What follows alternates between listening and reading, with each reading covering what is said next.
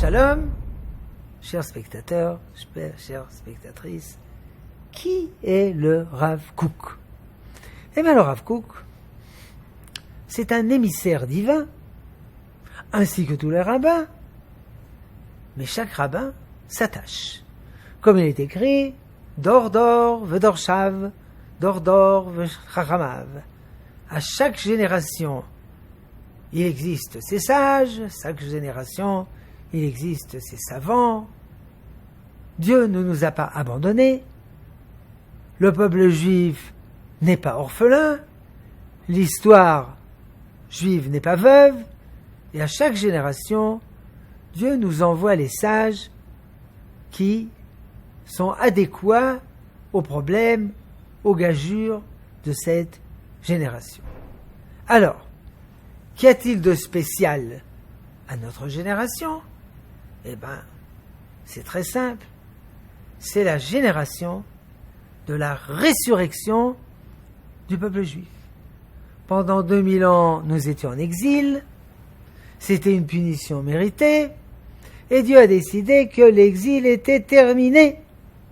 Et tout à coup, pas tout à coup, mais petit à petit, la terre a commencé à refleurir. Le peuple juif va revenir à Sion. Et puis après, on a créé un État. Et puis après, on a fait les guerres d'Israël. Et après, le peuple juif se réunit, redevient un peuple, et la Torah ressuscite. Étape par étape, lentement, mais sûrement, le peuple juif est en train de ressusciter. Mais nous comprenons très bien que les directives morales et spirituelles adéquates à un peuple en exil, elles ne sont pas identiques à un peuple sur sa terre, libre, indépendant.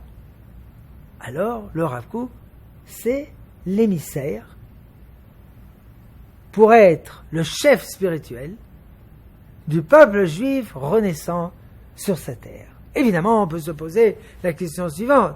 Mais toutes ces directives, d'où est-ce qu'il les a pris? Puisqu'elles ont été, entre parenthèses, pendant 2000 ans. Réponse, il a ouvert les parenthèses d'avant 2000 ans. Parce qu'avant 2000 ans, on avait un royaume. On était indépendant sur notre terre. Et on savait quoi faire. Mais ça a été occulté, provisoirement, pour 2000 ans. Où est-ce que ça a été occulté? Eh bien, c'est très simple. Dans le livre du Zohar et dans les écrits du Hari Zal. Le Rav Kook a déchiffré les messages cachés et chiffrés du Hari, et en conséquence de cela, il nous a donné des enseignements. Comment construire une nation, comment construire un État, comment construire non pas des communautés éparses par-ci par-là, mais un peuple réuni, comment même construire une agriculture et construire une économie, tout ça en fonction de la parole divine.